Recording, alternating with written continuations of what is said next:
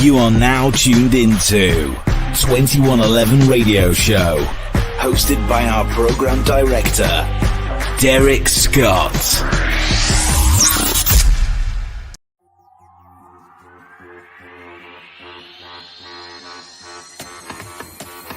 Hey, I'm Derrick Jacoby Washington, author of the new children's book, Son, You Matter, set to release on July 14th, wherever books are sold.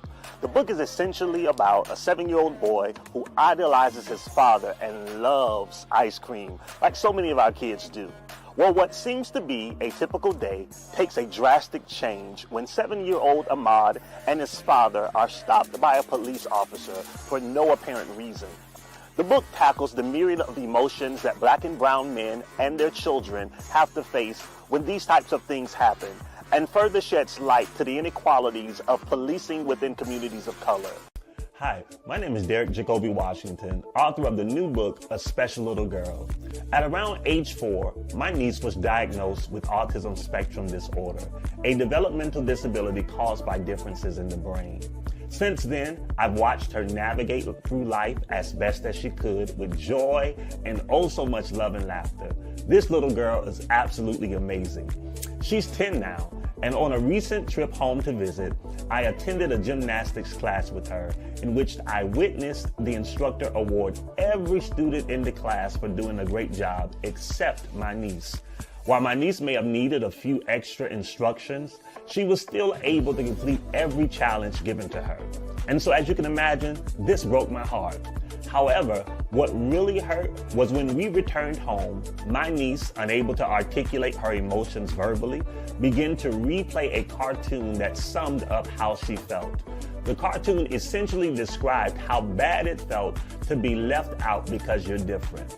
She played this one part on repeat, and literally it tore me to pieces. So much so that I stayed up most of the night researching this disorder, specifically in communities of color. I was appalled by the disparities in diagnoses and resources provided to children of color.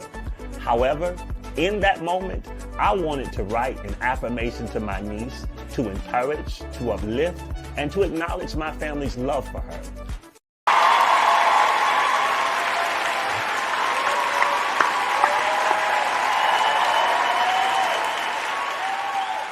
Yeah, listen. Hey, welcome to the 2111 Radio Show. I'm your host, Derrick Scott, and as you see, I have my guy, Derrick Jacoby Washington, in the building. Let me get him up in here right now. I hope I got that middle name right. Did I get that right, Jacoby? That's right, Derrick. And I love the way you spell your name. You spell it the right way. Thank you. See, that's what I'm talking about, brother. That's what I'm talking about. People be screwing our name up. I don't understand. Right. So where you from? Where you originally from?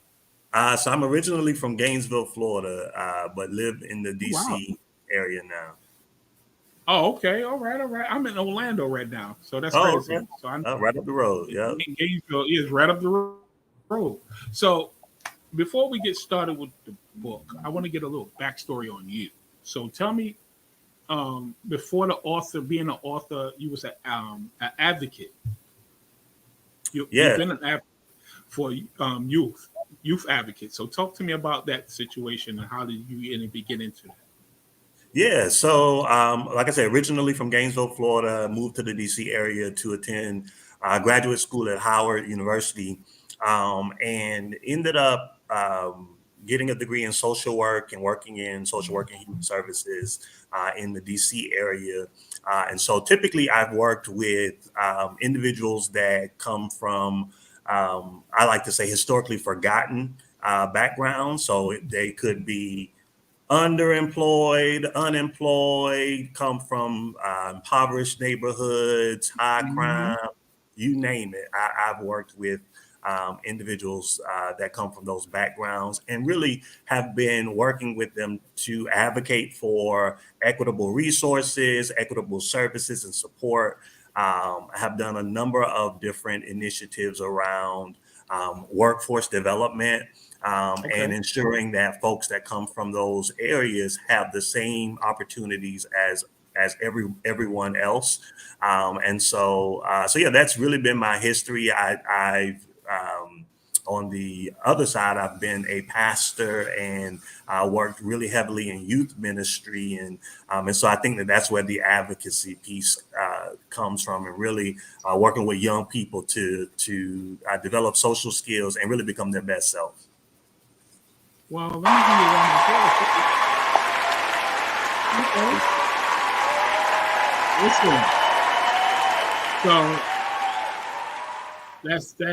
that's something that we miss. When I was growing up, we had a lot of men like you to look up to ask questions to. You know, I had a father, but a lot of these kids don't have a father. Right. So the summer youth, you know, you guys, the counselors, y'all come in and y'all could actually help kids develop in a way where they can't do this at home because you got that one parent in the house, or the parent is working too much and they just get in time to cook. So I appreciate your services is what you're doing, because it is a service. Yeah, you thank you, brother. It's definitely something I'm very interested in, you know, getting something together, because we had a lot of subjects go on this show, and this book, both of your books, is actually very interesting. Thank you. What I want to do, I want to get to the first book. Okay. I do have the cover here. So talk to me about this. It came out July 2020, right? Yes, sir. Yes, sir. And as y'all see, the stamp on there is actually bestseller on Amazon. Yeah. Ooh, So wow. I this is one of the proudest moments of my life, honestly. I tell people all the time that I did not set out to be an author, let alone a children's book author. That was nothing that I ever imagined for myself. Right. And so in 2020, we were in the height of the pandemic. And in May, George Floyd was murdered, right? And he was murdered in front of all of us. Like, we literally watched this man get murdered. And so it did something to me. And it was not the first time that a young Black or brown person had been murdered unjustly or killed. And it kind of hit the public limelight. But for whatever reason, this one affected me totally differently. And so I think the other part of it is my sister had my nephew 6 months prior, and I really began to think about, like, what would life look like for him in the next 15, 20 years or so. Will he continue to live in a world where he is judged based on the color of his skin, or will this world really embrace him for all of the greatness that he's going to bring into this earth? And so I sat down at my desk that evening and really began to just write my thoughts. Again, I was not aiming to write a book at all, but just begin to kind of pen my emotions. And then the very next day, I read it to my sister, and she was like, "Oh, you absolutely need to turn this into a book." And I'm like, "No, I'm not trying to do that." It really was, like I said, a poem for my nephew. And then I ended up reading it to a few other friends, and they literally confirmed what my sister said. And so I had no clue about how to write a book, how to publish a book, how to get it illustrated. And so what happened was, I have a very close friend who's like a sister to me, who had written a book some years before, and I asked her for her publisher's information, and she got that information to me. And so I contacted the publisher.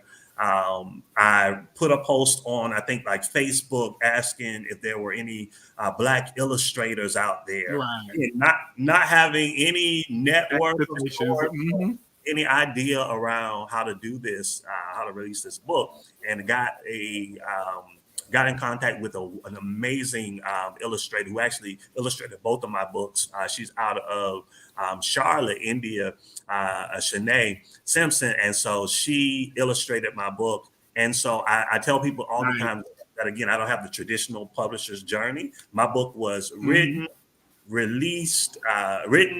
published and released in 30 days. I didn't have a marketing strategy. I didn't have like any of that. I didn't have a publicist at the time, any of that. And so it was really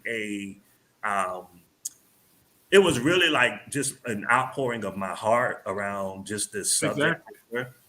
And really, it was written to affirm young Black and brown boys to let them know, listen, I don't care what society is saying about you. I don't care. At the time, we had a president that was calling black men thugs.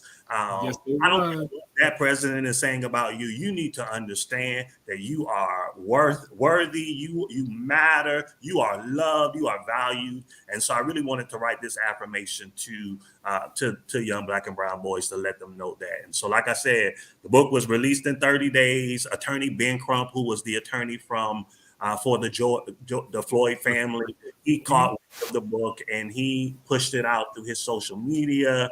Michael Jackson's son Prince caught the book and he pushed it out through his social media. And so just the amount of press and just interest around just the book in and of itself, just this topic of affirming young black and brown boys, it just blew my mind. And so I'm so incredibly proud of the work and so incredibly grateful for the opportunity to be used to write it.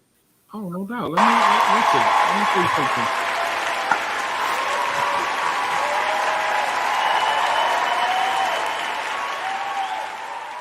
This is an interesting subject that can never be complete. You know, we talk, but you know, they always talk about closure. We won't have closure until we have change. That's right. That's right. Understand? We will not have closure until we have change. And you know, for you to you must be a hell of an uncle. Oh my goodness. You are, listen, I thought I was the best. Oh, listen, your niece and nephew, oh my goodness. I love them dearly. I literally get choked up when I even talk about them. Yeah. Because they are everything. My heart beats, and like they have brought my family so much joy and love. And so I absolutely value them and appreciate them. Yes. And you know, I appreciate you coming and sharing the story because again, you know, your story needs to be told, and you know, through book or through media. And we're definitely here to support you in every way we can, as far as in getting this word out. Now, as far as in young boys, black boys and brown boys in this world that we live in, it's horrible. Yes. You know, when I was growing up, we worried about the little things. Like I didn't want to go to school; I just wanted to play. Yeah. You understand? Now these kids is walking out their door, and as us as fathers with sons, it's frightening because first we got to duck the bullets. Second, the cops can pull up at any time and rush your kid, your son, because he looks like the prototype they call. Yep. You understand? And just like you said, the president, they calling us thugs. They call the young kids thugs. And you know, it's to a point where you don't even want your kid to walk out the door because you don't even know if they're coming home. Yeah.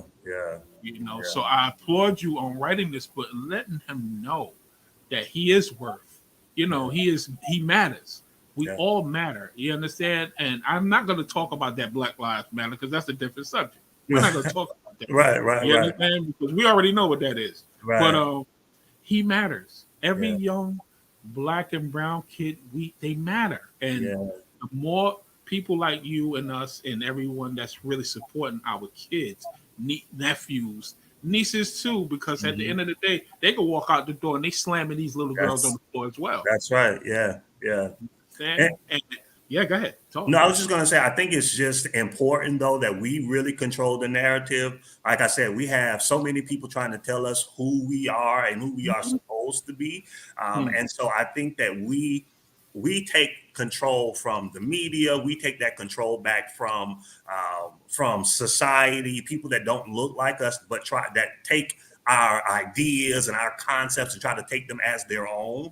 So we're taking that narrative back and letting them know, listen, you're not going to define my son, my child, my nephew. You're not going to define them. We are affirming them at an early age, letting them know, again, that they are valued, that they are loved, that they are intelligent, that they don't have to go out on the streets and do all of these things. No, you are worth it.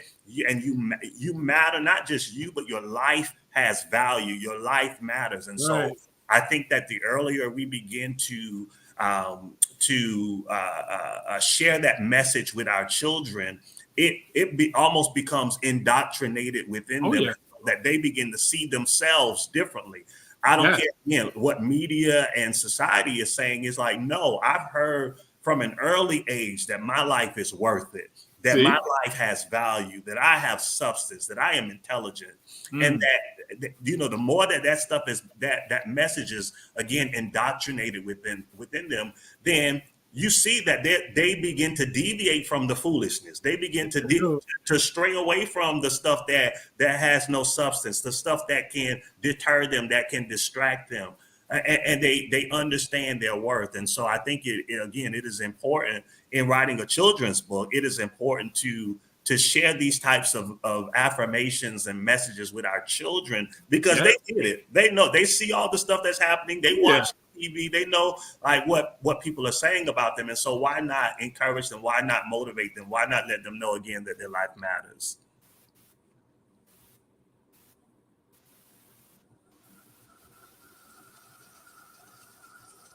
Exactly.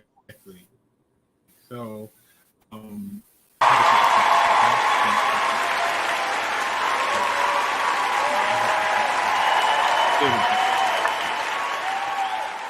so,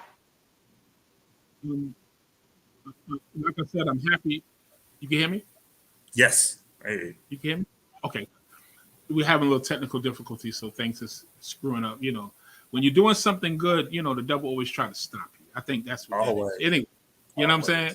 So, you know, my thing is, I'm proud of you because, again, you didn't have to do this. You understand? And it takes someone like you for us to follow, because the thing is about us as a people, man, we need to follow the leader. We have to have a leader. Everybody can't be a leader. Yeah. Everybody can't be a boss. You understand? Right. At the end of the day, you know, I like the fact that you took an initiative for your niece and your nephew to say, you know what, enough is enough. Let me show them. You know, we got the bad rap as black men. I'm sorry, we do. We have a bad rap, and you know, it comes with, you know, all the hoopla on social media, whatever it is. But we love our kids. Yes. We love our nieces, nephews, and we see how the world is changing completely. Yeah. Because me growing up, I'm 57 years old. When I grew up, we wasn't worried about no cops. Mm-hmm. We wasn't worrying about getting shot. None of that when I was little, man. We just wanted to play. Yeah. You understand? And the fact how things is working now, you don't even have those grandmas and the neighbors that's looking out for the kids anymore. They turn their head. You know, they turn their head now. Back in the days, they used to be like, "Ain't you such and such?" Right. Let me grab you up real quick. You understand? So right now it's just and it comes with, you know, time, because again, ain't no more big mamas. Yeah. Ain't no more big mamas. Yeah. You understand? You got grandmas now in their 40s. That's the truth. Yeah. You know what I'm saying? So if they didn't learn it, how they gonna show the kids? Yeah. Yeah. You know, so but I appreciate this book because, again, this is a subject that doesn't have a time limit on it. Mm-hmm. You understand? And we cannot stop talking about these subjects because they haven't had no closure. Yeah, that's right.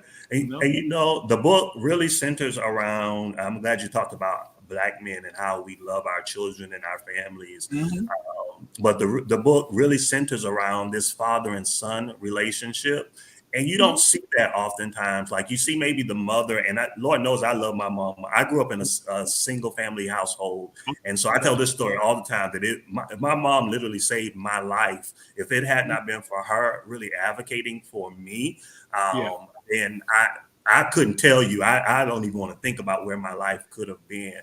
But I say all that to say that there are fathers that are really in their children's life. And so, again, I know what society tries to say and how society tries to define our brothers, but there are some strong Black men that are really amazing fathers. And so the book really sheds light on this father and son relationship. It's about a little boy who loves his father, but also loves ice cream like a lot of kids do. And so they deal with, in the book, the father has to deal with, after he's stopped by a police officer unjustly, he has to deal with those emotions that come around. Now I have to explain this situation where I've been wrongfully accused for something, where I've been absolutely disrespected as a man in front of my child, in front of my son, and I'm trying to teach him, the ways of the world, and I'm trying to model for him this behavior, this role model type figure, and here I am having to deal with those emotions. Well, I'm pissed off because one, I've been stopped unjustly, and now you did this in front of my son. And so now I have to explain this whole situation to him. And so like it's a very real topic. The book has been used for like discussions in a number of different community circles, in youth groups. I've done a number of different talks in classrooms around this subject because people don't know how to deal with police injustice or injustice against Black and brown boys by police officers. And so it's a very real topic. It has been really the launching pad or catalyst for a lot of different conversations around policing and communities of color. And so, I'm incredibly grateful, man. Exactly.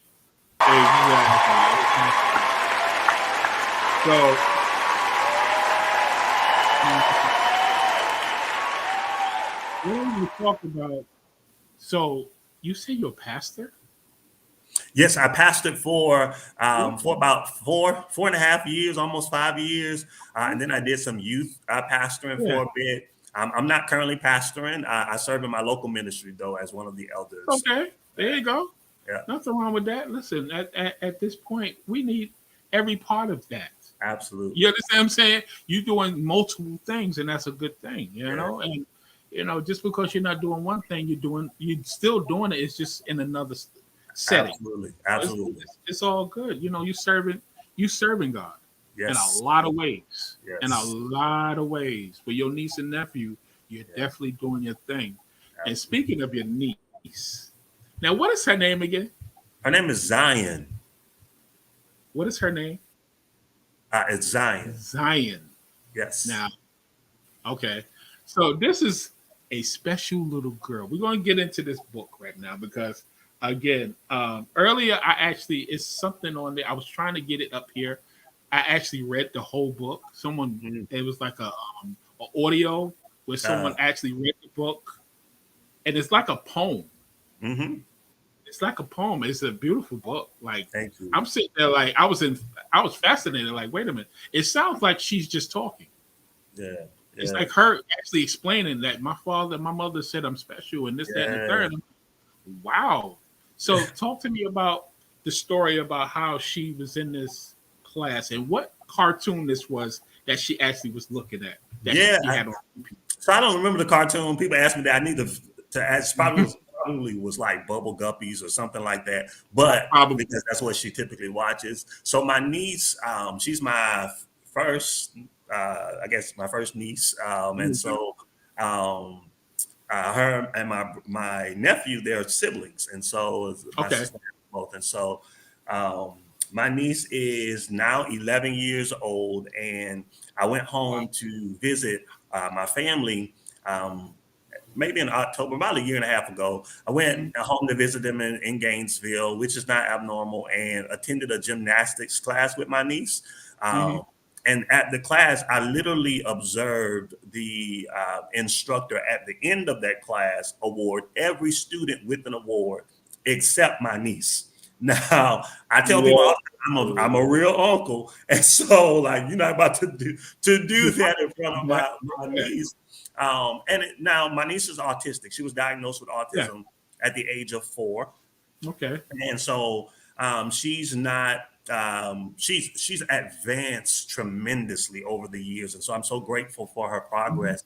But like the way that she deals with her emotions is absolutely different, and so she has some time processing her emotions. And so once we left that gymnastics class, of course I was upset about that happening. But when we got home, what made matters worse was that my niece, who's again not fully able to articulate her emotions, she began to replay this cartoon over and over again. And again, I don't remember which one it was, but she began to replay. It was sad, yeah. and it talked about how bad it feels to be left. Oh. And when I tell you that thing broke my heart, it tore me to pieces. So much so that I ended up staying up the majority of that evening, researching organizations that work with children that are autistic, more specifically children of color that are autistic or neurodivergent, and literally found that there weren't many organizations that existed like that. Now, we have these big organizations. I'm not going to name them because I don't want to get sued. I don't want no smoke. But like these organizations really don't, in many instances, don't support a lot of our children of color. And so even more than that, though, I wanted to let my niece know that I don't care, again, similar to Son, You Matter. I don't care what people are saying about you. Know that your family sees you. We love you. We value, and we think that you are incredibly special. And so I wrote it really as an affirmation to my niece and little girls everywhere that may learn a little differently. I was a child that learned differently. You can't just lecture me, right? I need I need activities. I need things that's going to really challenge my mind. And so that's why I spoke earlier about my mom. Yeah. When I was growing up, I had a speech impediment, a slight speech impediment. It was really because I spoke really, really fast. I'm from Florida. And so you may not hear it now, or you may. At that time, I had a huge Southern drawl. Like it was really bad. So take that coupled with me speaking incredibly fast, and then having that speech impediment. And so they wanted to place me in a special education course. It wasn't because I was not comprehending the information. It was essentially because they didn't know how to deal with me. And so my mom advocated for me and essentially said, no, there is nothing wrong with my child. He just needs to slow down, right? That's it. So what ended up happening was she took me out of that school and placed me in another school where I was placed in not special education courses, but gifted courses, right? You go.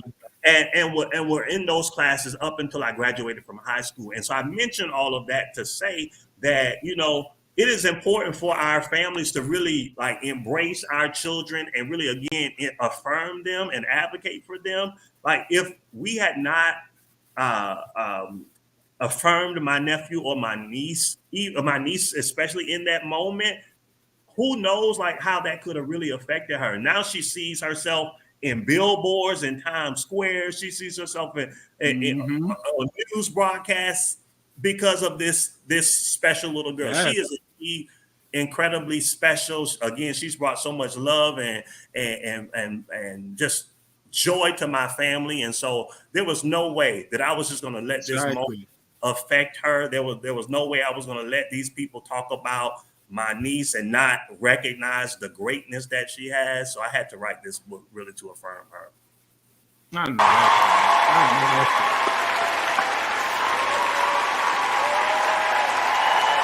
Let me tell you something.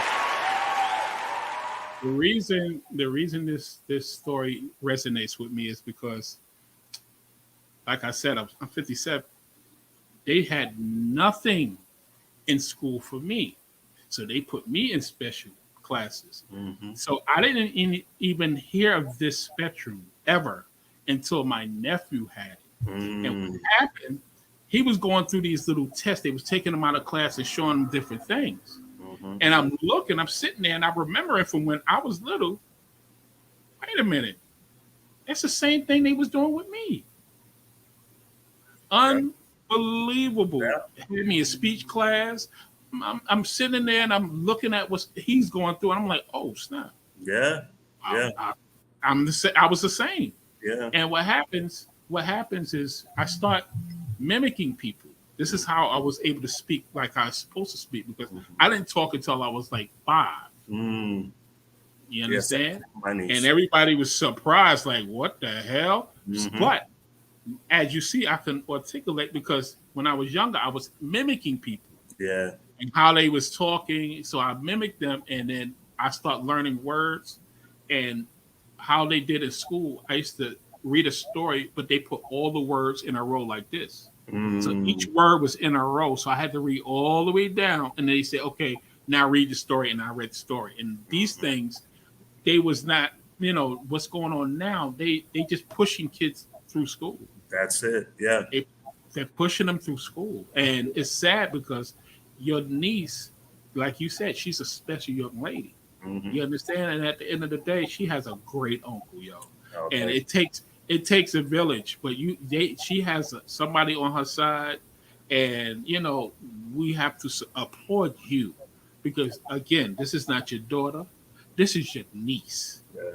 This is your nephew, and you sitting up here. You would have wrote 2 books about your niece and nephew, and boy, I tell you, when they get older, woo! I know who's gonna be next to your rocking chair. I hope so.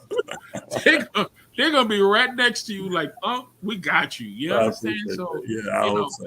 All this I'm saying all this because that's God pushing you, guiding you to do this because it's in His will. It's in your will to make sure that your niece and nephew come up like they're supposed to come up. Yeah. You understand? So salute to you, and this book is amazing. So thank you. I'm gonna ask you a question. So it's on Amazon, correct? Yep, it's available on Amazon, Barnes and Noble, Walmart, but you can also check out my website, djacobywashington.com. And if you order it through my website, you actually get a signed copy. Now, I can't promise a signed copy through Amazon or the other distributors. I know that's but certainly you can get one if you order directly from my website. Well, listen, let me tell you, it's been a pleasure. But before you go, I'm not gonna let you go yet because again, this was an interesting story because again, it hit home with me because think about it. You just talked about your nephew and your niece, a boy and a girl in America, going through all of this under pressure every time they walk out the door because again, they're so young. You understand? And kids don't have a filter in school. So did any of them catch any bullying since they've been in school?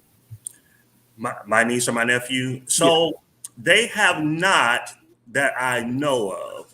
They've not voiced any of that. My sister is incredibly active in the school as well. And so they know when Miss T, as they call her, is coming down there. Miss T don't play by her children.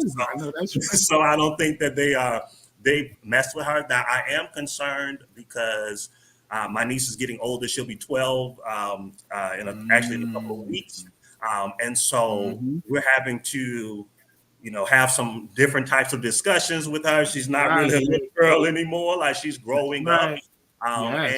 And so it's an interesting time for my family. But we're trying to, again, make sure that she is covered, that she understands her worth and her value. And that, being special, again, doesn't make you worthless. This special that I'm talking about is that that you have value, and I believe that all children have value. And so I think that the more that we again teach that to our children, the better our children are to each other, right? Because you're understanding that I'm not just an individual that has value. And so I don't have to be jealous of anybody else. I have value, but I also know that they have value as well. And so I can embrace them for their differences. And so that's really the purpose around not just affirming my niece, but really affirming kids everywhere to let them, that you have value and that, there may be people in your classroom that have differences in learning styles, differences in just behavior.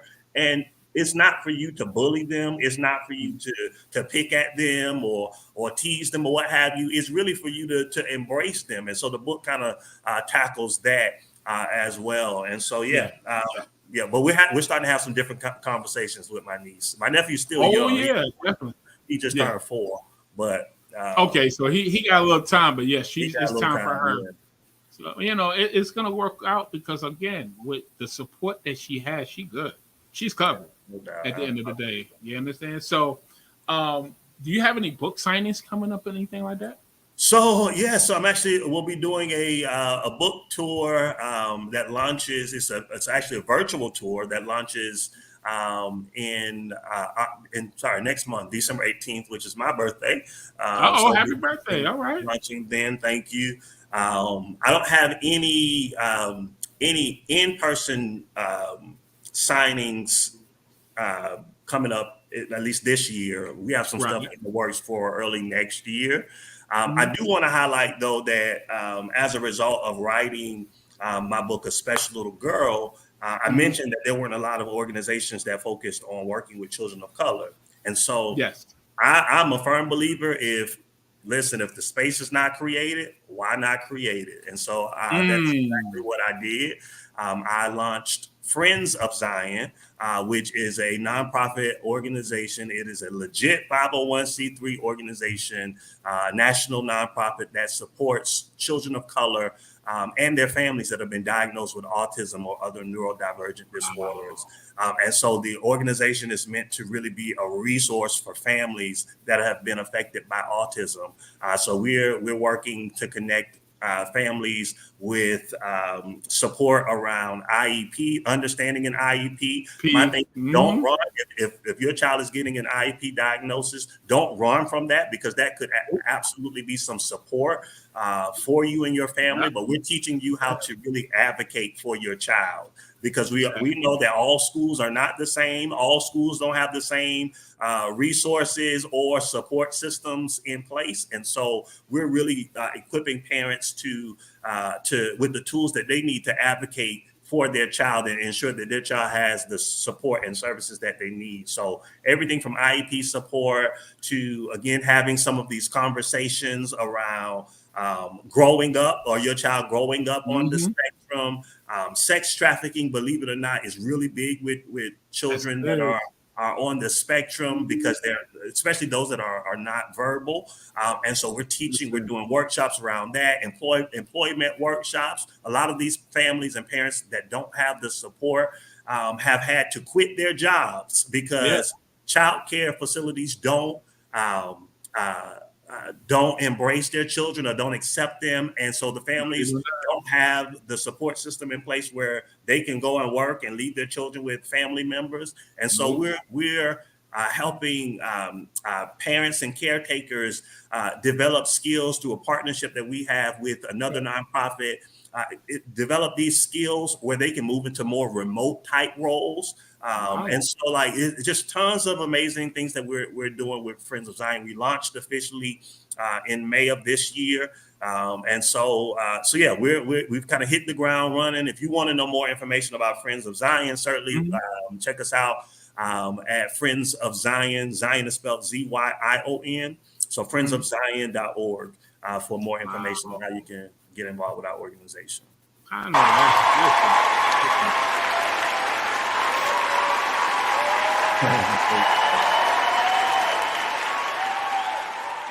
What I would like to do with you is this. If any promotion for this organization, you have to tag 2111 Ready. We would plaster it on all our pages. I got it. This is something I want to do because this needs to be done. It needs to be recognized. It needs to be heard. If you want to have anything else coming here as discussion of this program that you have, feel free to bring whoever you have. We could all have this sit down and we could have another discussion about this because it's well needed.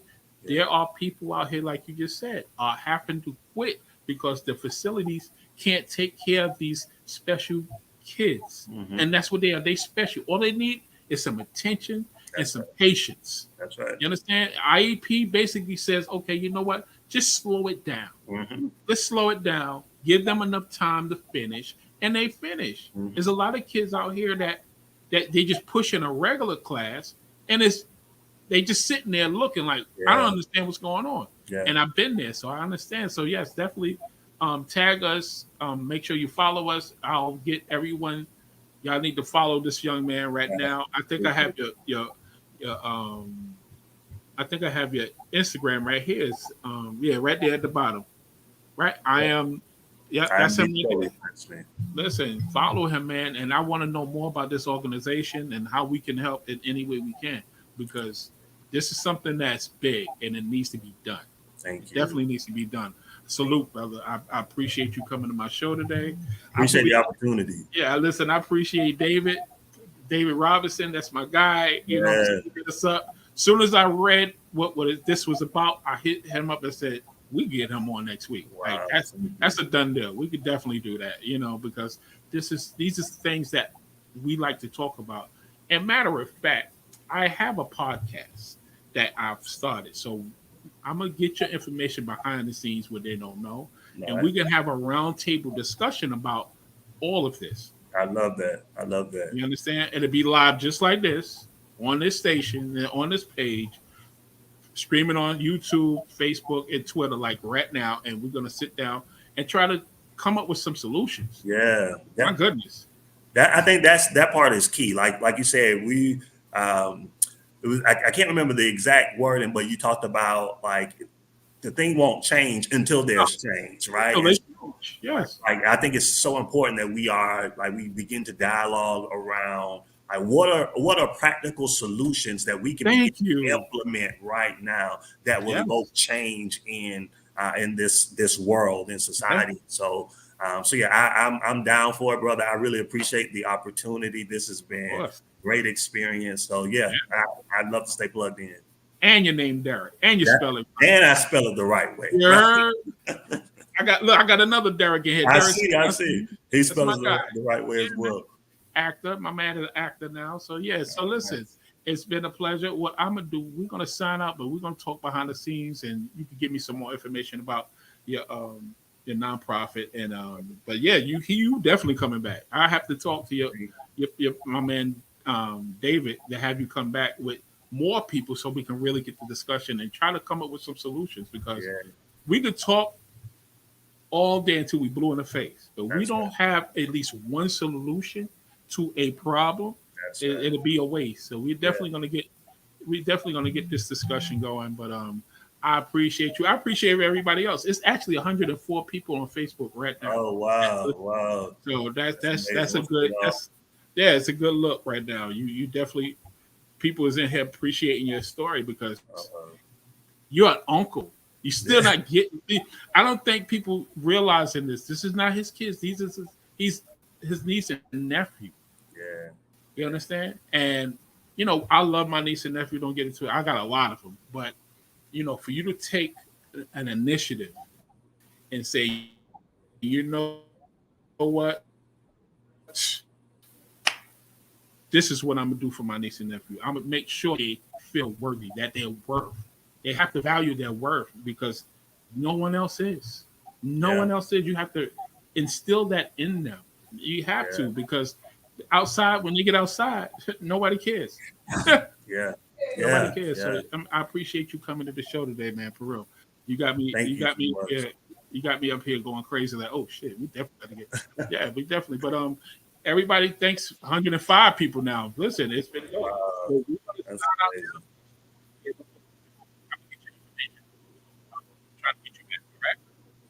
all right, sounds good. I appreciate the opportunity. Definitely. I'll take it easy.